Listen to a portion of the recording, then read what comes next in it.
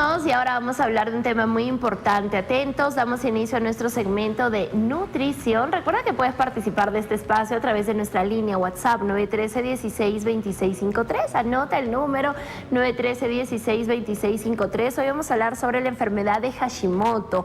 ¿Qué deben de comer, qué no deben de comer pacientes con este diagnóstico para poder aliviar y reducir los síntomas? Por supuesto, este tema nos lo comparte mi gran amiga Marikey Budiel, una excelente profesional. Ella es nutricionista y nos acompaña en este segmento. ¿Cómo estás, Marikey? Bienvenida, feliz lunes.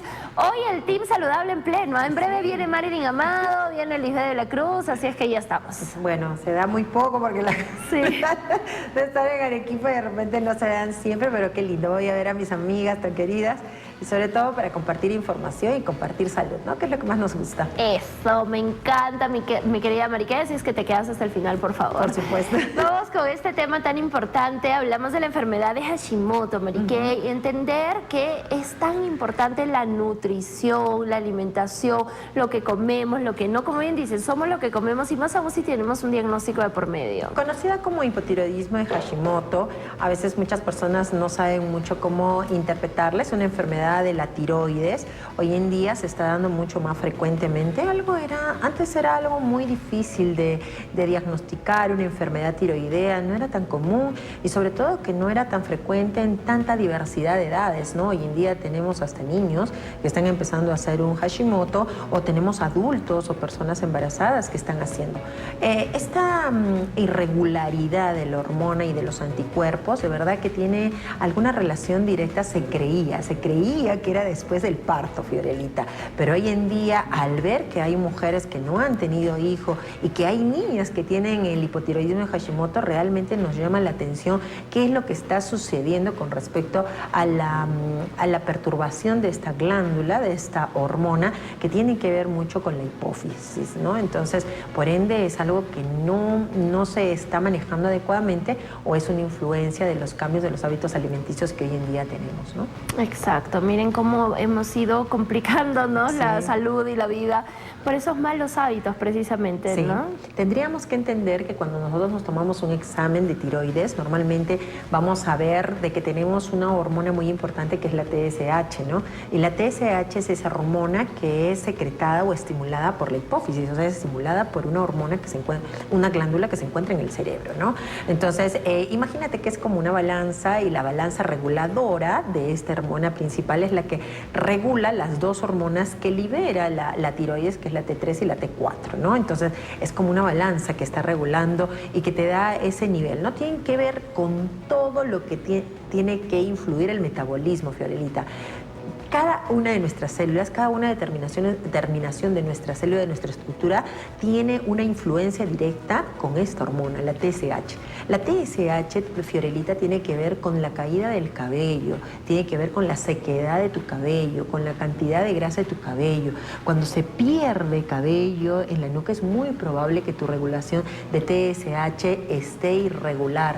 Tiene que ver con la humedad de tus ojos, tiene que ver con la mucosidad de tu nariz, tiene que ver con la humedad de tu boca, con la piel, tiene que ver con el trastorno digestivo, si eres estreñido, se te suelta el estómago, si se te embalona, con el dolor articular, con el ritmo cardíaco, con el movimiento muscular, con la tensión muscular, con el agotamiento crónico. Wow. Tiene que ver con el latido cardíaco, o sea, la tiroides tiene una importancia básica en la regulación metabólica de cada una de las funciones corporales. La tiroides, aunque se encuentra en la garganta, es esa balanza que regula el metabolismo corporal. Cuando una persona hace dieta y hace ejercicios y no ve modificación en el peso, es muy probable que tenga alguna relación directa con tiroides. Tiene que ver con el frío, esa sensación que tienes mucha calor o esa sensación que no tienes intolerancia al frío o las sensibilidades térmicas. Imagínate lo importante que viene a ser esta hormona con respecto a la formación corporal.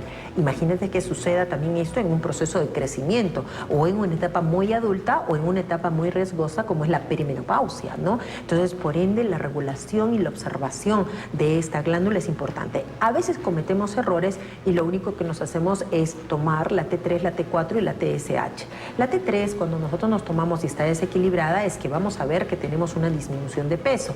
La T4 es cuando hay un aumento de peso y la TSH es cuando tiene que ver algo con los anticuerpos, con el sistema inmunológico. ¿Qué significa que la TSH esté descompensada? Significa que tu organismo está liberando ciertas sustancias que hace que la misma glándula no sea tolerada y que pueda enfermar o que pueda ser totalmente nulificada para que no pueda tener un buen funcionamiento. Es como que tu cuerpo la rechaza.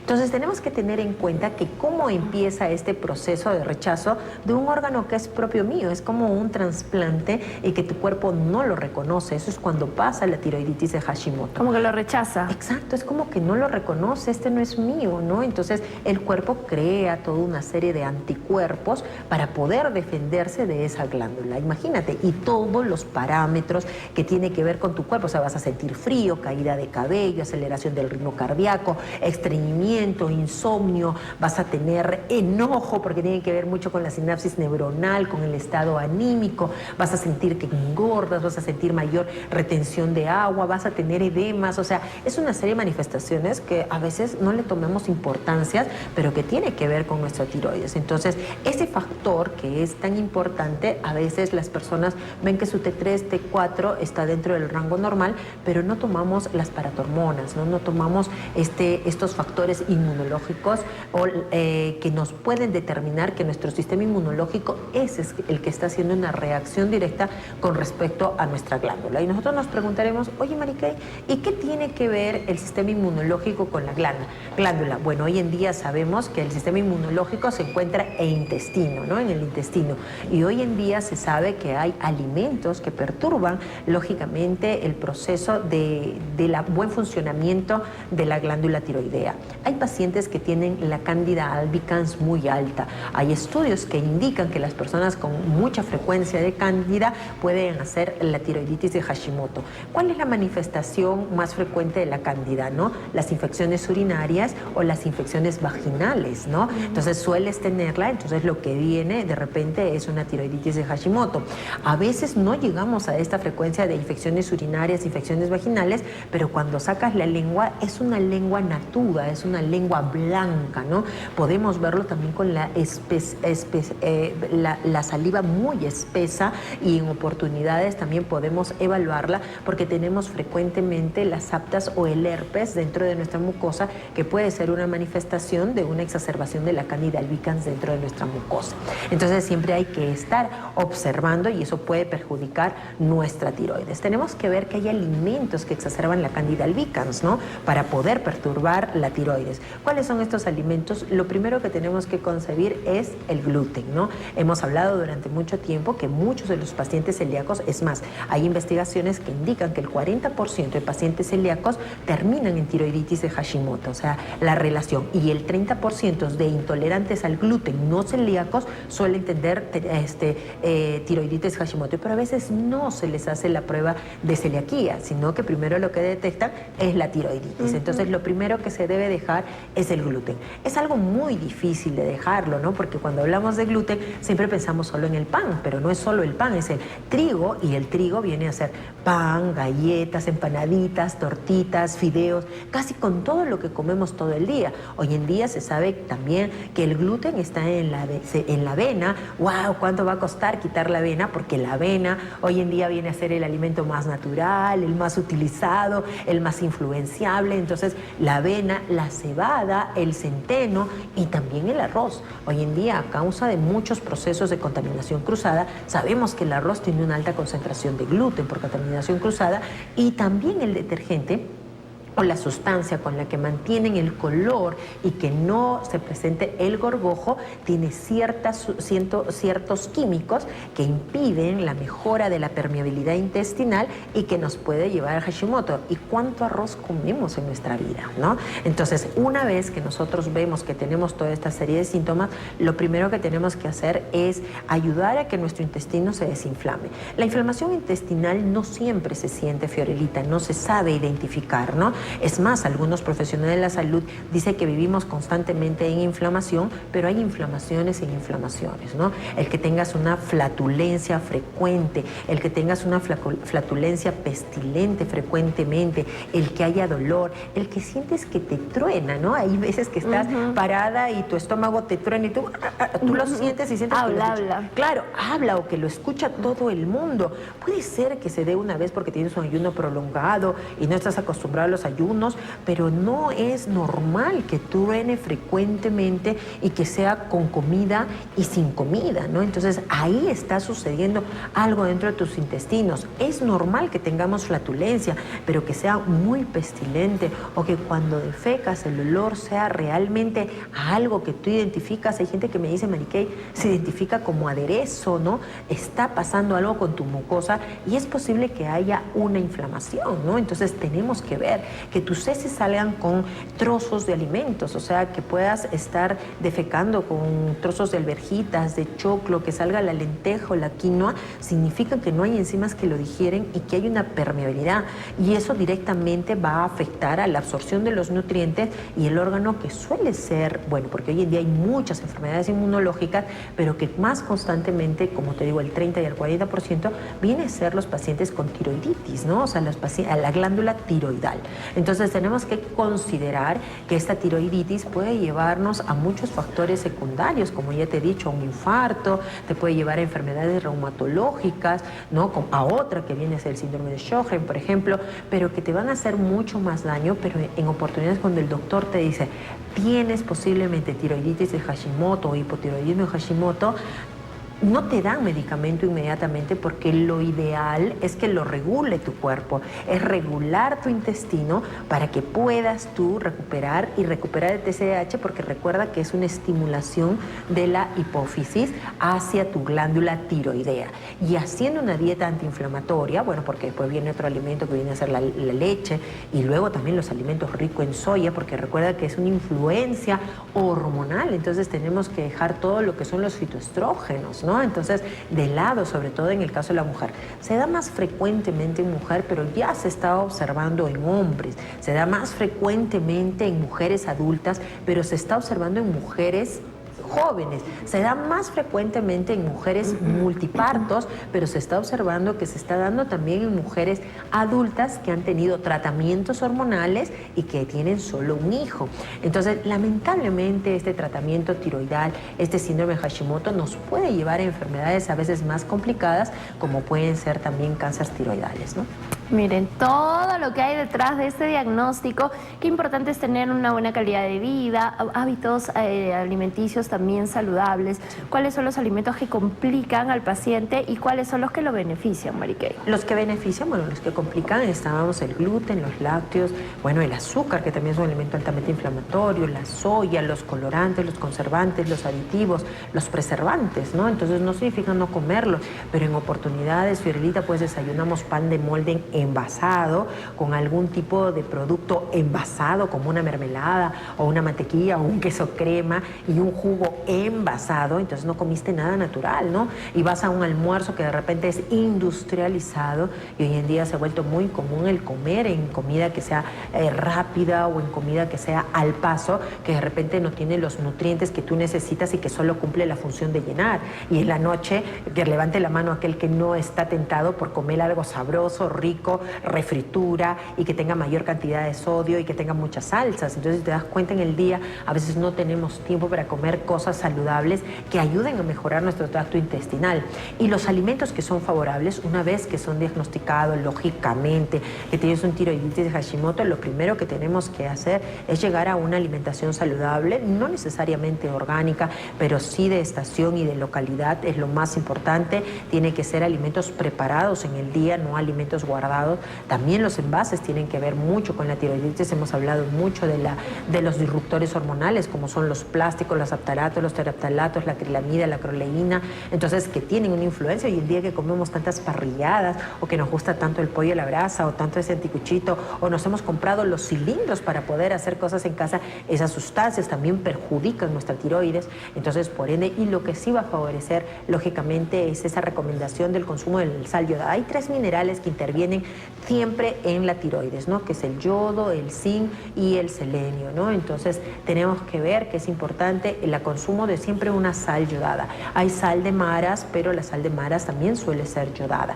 No tiene que ser en exceso, tiene que ser una cantidad regular, porque no significa que voy a adicionar mayor cantidad de yodo. Ahora, hay alimentos que también tienen yodo. ¿Cuáles son estos alimentos? Por ejemplo, los mariscos, algo que no comemos o que los comemos en refritura. ¿Y qué tiene la refritura? Trigo. Estamos diciendo que no tiene que haber gluten, pero ¿qué tal si me hago una zarcita de mariscos, un sudadito de mariscos, un caldito de mariscos, ¿no? Eso sí me va a aportar. Las algas quedan un poquito restringidas porque en oportunidades las algas tienen mucha concentración de yodo, entonces habría que saber dosificarla. Hay que tener en cuenta también alimentos ricos en zinc, ¿no? Estos alimentos ricos en zinc van a ser, por ejemplo, las cáscaras que tienen los frutos secos, van a ser también los alimentos, las menestras, pero tienen que ser activadas para poder tener una muy buena digestión y poder tener una buena absorción.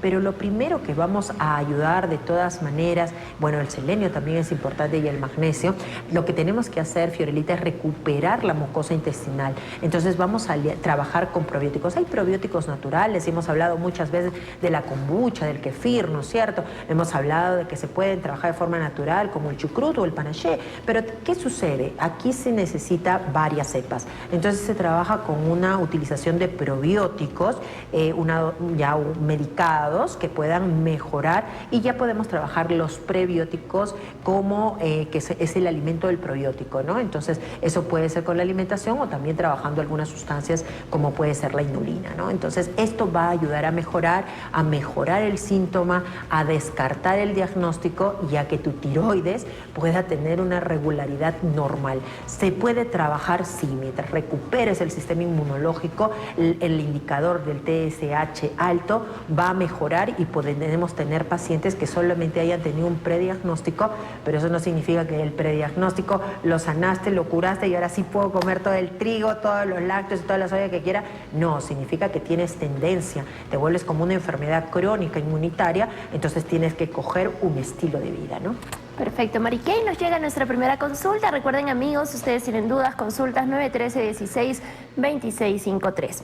Hola, Fiorella, tengo este síndrome. ¿Puedo comer avena, pescado o qué no debo de comer? A ver, avena no, porque la avena tiene gluten, ¿no? Avena, a menos, bueno, que te vayas a conseguir la avena sin gluten.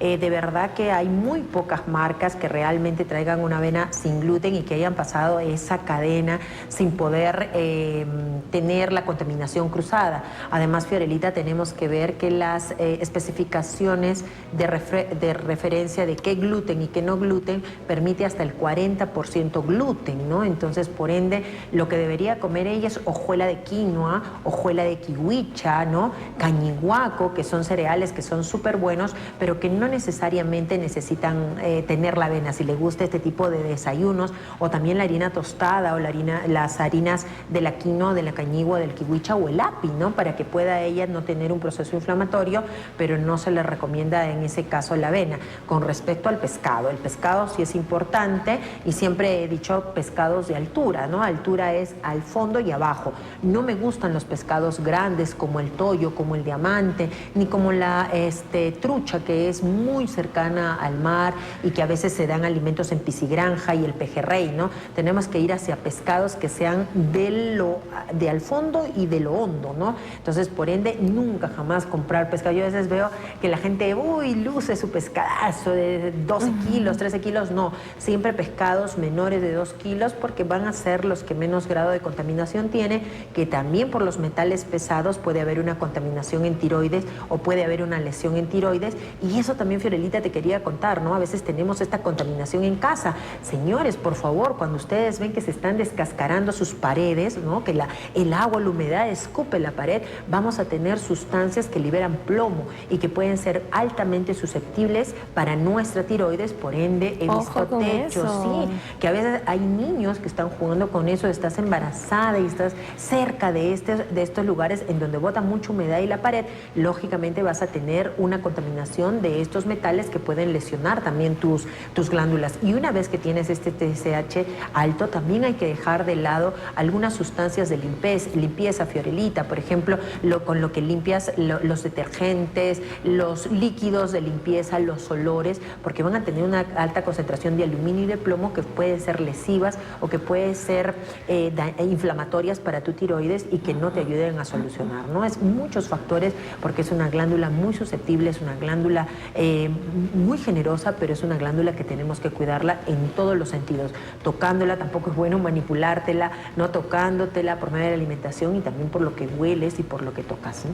Perfecto, un tema bastante interesante. Recuerden, si tienen dudas, consultas, ahí está el número en pantalla, 913-16-2653. Atentos ahora, vamos con las recomendaciones finales. En muchas oportunidades el tratamiento siempre viene a ser la pastilla Eleutirol, la levotiroxina, el Eutroid, ¿no? La T3, la T4. Entonces, de acuerdo al diagnóstico endocrinológico, se va a decidir la toma del medicamento. Algo que se tiene que tener en cuenta es que durante el periodo que no te han dado el medicamento, tienes que seguir una dieta, como te he dicho, que no tenga una alta concentración de gluten, que no tenga mucha concentración de lácteos, mucha concentración de azúcar, ni nada de alimentos industrializados, sino alimentos naturales. Lo segundo que tenemos que tener en consideración es consumir alimentos que tengan los minerales más importantes, como son yodo, selenio, zinc, magnesio, ¿no? Y que no tengan metales pesados. Lo cuarto es que cuando ya te prescriben la pastilla, yo a veces pienso que una vez que te prescriben la pastilla no hay vuelta para atrás. Una vez que te prescriben la pastilla, tienes que tomar este medicamento con consideración. No puede haber nada de alimentos una hora previa ni una hora posterior al consumo de la pastilla. Y hay una recomendación extra, Fiorelita, que durante las 3 siguientes horas no hayan fibras para poder absorber al 100% el medicamento. Recuerda que esta pastilla va a ser el reemplazo de la hormona en tu cuerpo durante 24 horas. Entonces, si tú vas a tomar un desayuno que tiene jugo o que tiene extracto o que de repente tiene una cantidad importante de fibra, como por ejemplo la avena en hojuela, vas a impedir la absorción total, porque recuerda que la absorción del medicamento y el metabolismo del medicamento tiene un proceso de tiempo. Entonces, por ende, hay que facilitarle el proceso digestivo y eso es lo más importante, y se toma una abundante cantidad de agua para ayudar el proceso de absorción de este medicamento, ¿no? Perfecto, importantes recomendaciones entonces, amigos, a tomarlos en cuenta.